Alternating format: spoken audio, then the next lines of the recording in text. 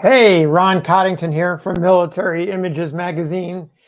Just had some technical difficulties, so they have now been resolved. For those of you caught the last bit of my shortened broadcast, I was telling you that I had a new computer and thought everything was checked out and working, but had a little problem with the sharing feature. But that has now been fixed and I'm back. So I was telling everybody about Wednesday night's program on Civil War Talk. It's our second collector showcase. Our first one back in January was hugely popular. We had a great response. Those of you who missed it, we had 9 collectors, each with 5 minutes to talk about a favorite photograph in their collection. And so we got to get a sense of what the collectors are all about, what they're interested in, and of course, seeing some great images. We're going to do this again on Wednesday night. So if you want to catch 9 collectors talking about favorite photos, go to Military Images Facebook page and find our event section. Once you're there, you'll see the collector showcase. Go to the link, register on Zoom. You'll get an email with that link, and then go on to to Zoom Wednesday night at 8:30 Eastern Time, and you'll be able to see the program and meet some really cool collectors. You'll have to listen to me because I'm the moderator, but I promise you I'll keep it short because you're going to want to hear what these collectors have to say. So the reason I'm here right now is getting into a little bit of some fun that I had this morning. I like to spend my mornings in the 19th century researching images, editing stories for the magazine. And in fact, I was editing this morning. Chuck Joyce, many of you may know, he is a collector of portraits of Civil War soldiers with Gettysburg connections. And so it's not a surprise that he'll be writing about the U.S. regulars at Gettysburg. And great story, really fascinating to read about it. And Chuck starts off by giving a little mini history of the regulars and how they got to Gettysburg. So you'll be able to read the edited story, which I'm not finished with yet, but you'll be able to read that story when the issue comes out in June. So this morning, I was just beginning to get into the research and I really found it interesting what Chuck had to say. And so it is probably appropriate for me at this time to share my screen so you all can see this image, which I think many of you would recognize if you'd been to Gettysburg. This is the Regulars Monument that towers over part of the battlefield. As I was reading Chuck's story, I was trying to put myself, trying to create some idea in my mind of what the experience was like to be a regular, and its connection to our history. And so I thought of it this way. And maybe this will help you get a sense of what was going on with the regulars. So let's go to the present time. Imagine you work for a highly successful company that is steeped in tradition and culture. Suddenly, a rival company lures away a third of your management. Now you have to replace that lost leadership, and it's complicated because the skills that you need for managers are specialized and they're hard to find.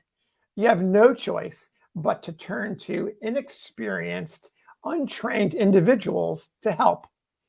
Meanwhile, your business is booming and you have to move quickly to maintain your market position or you're going to lose it all. That's the scenario that I created to describe the regulars. And this is what it was like for the regulars. This is the situation they found themselves in when the Civil War began. The southern states secede, fully 1/3 of the officer corps of the regulars resigns their commission and go to their home states, join the Confederate Army. Meanwhile, you've got the pressure of the war is building, the battles are unfolding.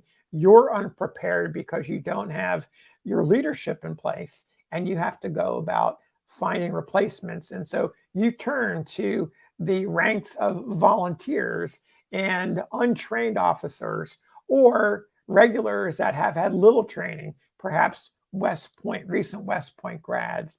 So you do what you need to do to make it all work together. So as I was reading Chuck's story and thinking about the scenario that I just shared with you, I thought I would go online and do a little bit of searching just to see what else was out there.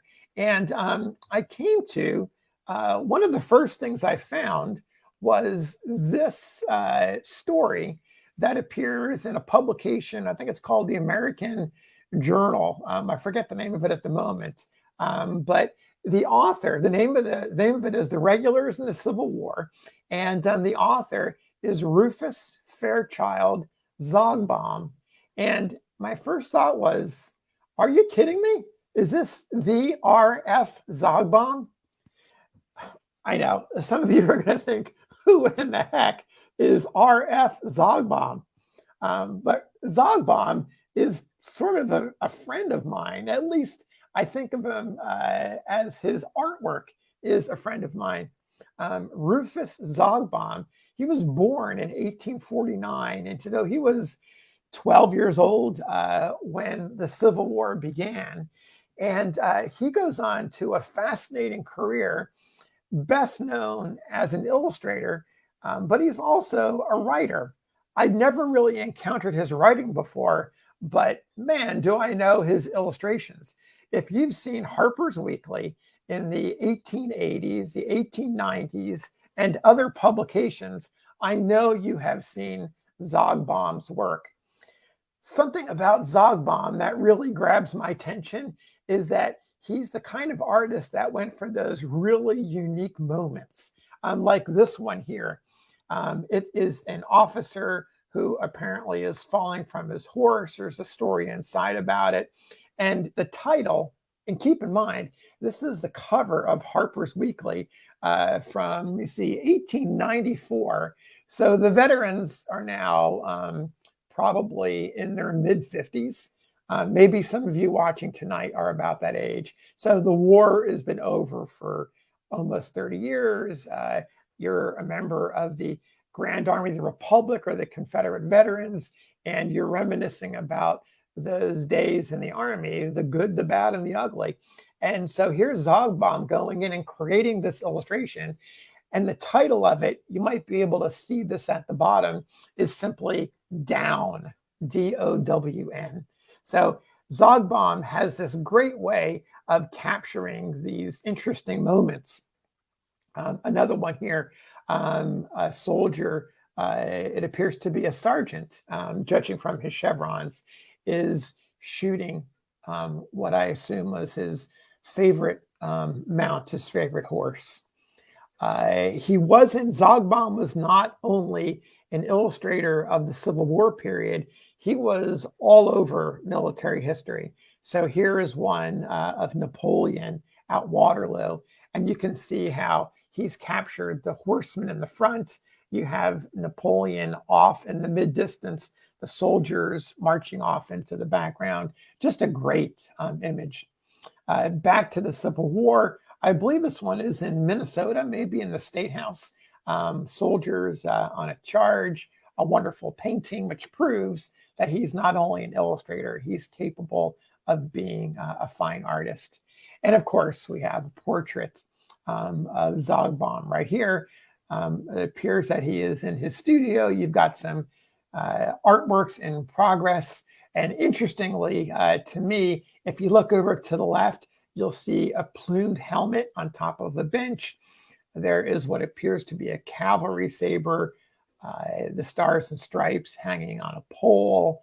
Clearly, some of the props that he used in his illustrations. So a really nice find for me, only because Zogbaum is just the person I think of as being an illustrator. And the article that I found about him is really quite interesting because he writes in great depth about the history of the U.S. regulars.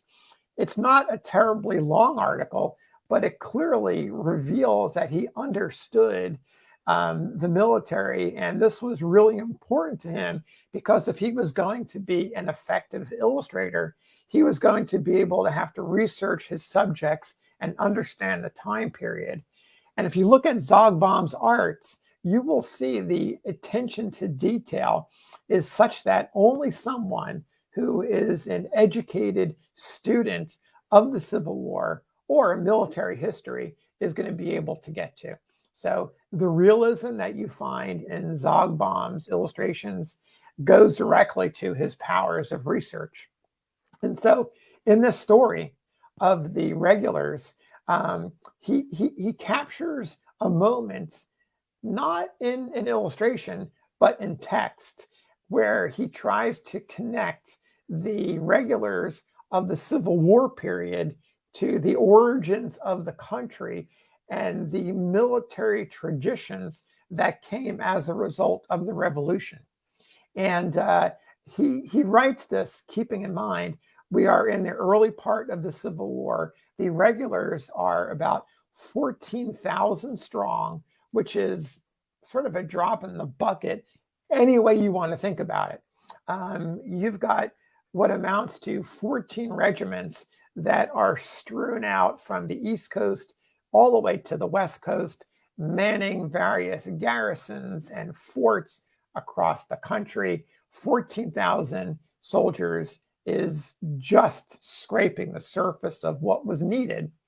And the only other time that the Army was completely monstrous in size before the Civil War was the Mexican War, when I believe you had about 100,000 men, and that was mostly volunteers.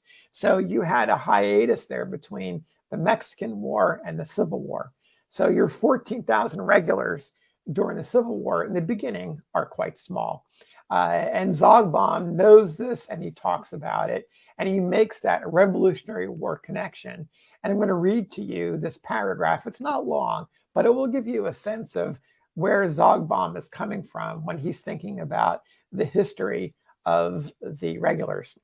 He says, he describes them in this way: imbued with an esprit de corps born of the wars of 3/4 of a century, bound together by common share in the dangers and vicissitudes of the life they led, the soldiers of the old army formed a distinct class by themselves, representing in its composition traditions and history, the incarnation of the spirit of respect for law and order that forms the foundation of the Republic.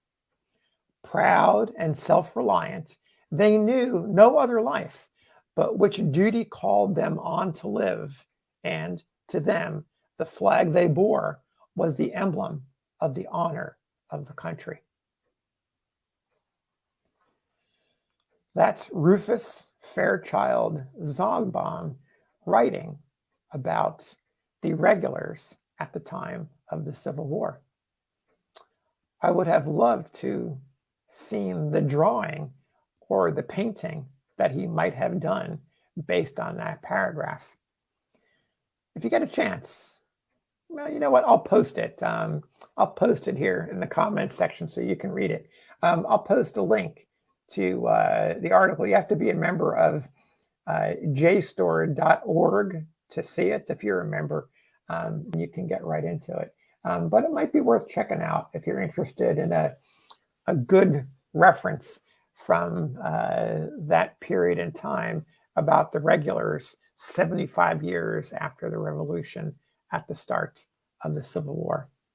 So take care, everyone. Have a great night. Thanks for listening.